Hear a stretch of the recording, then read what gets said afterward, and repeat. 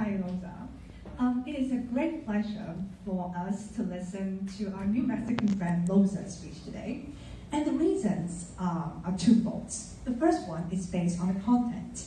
I think Loza today gave us a very interesting self-introduction, because in his speech, he told us about his university life, the competition he joined during his university years, and also about his family. So we think that the audience must know a lot more about him after listening to this speech. So the goal of ice-breaking is achieved. And also, more importantly, I think this speech is actually, to some extent, educational. Why is that so? Because I bet a lot of us here, before listening to his speech, do not know anything about Mexico or the district of Guadalajara.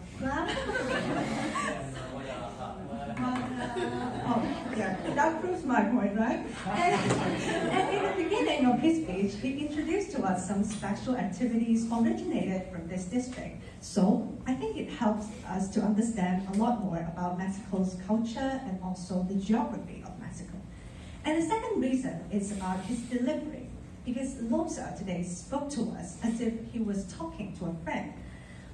His vocal delivery and also his gestures are very natural, and I think it helped to shorten the distance between the speaker and the audience, and it will arouse the interest of the audience as well. And moving on, I'd like to give one humble suggestion for Loza. Even though C1 speech is about a self-introduction, I think it's still better for the speaker to have a more organized speech with a better structure. Because Loza today gave us introduce himself based on different aspects in bullet points. But what is a more effective way to deliver the speech is maybe conclude some core ideas about himself.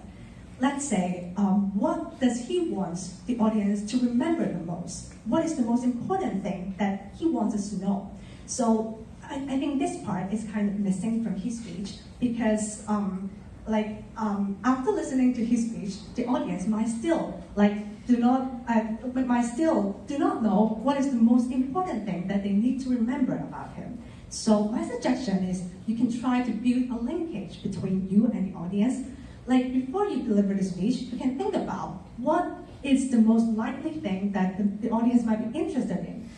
Because a lot of audience are Taiwanese, right? So they might want to know maybe some cultural shock we experience in Taiwan, and maybe what do you think is the most different thing between Mexico and Taiwan? And I think by telling us these things, the audience might get to remember you more, because they can relate to your speech more. So that's my suggestion for you, and thank you very much.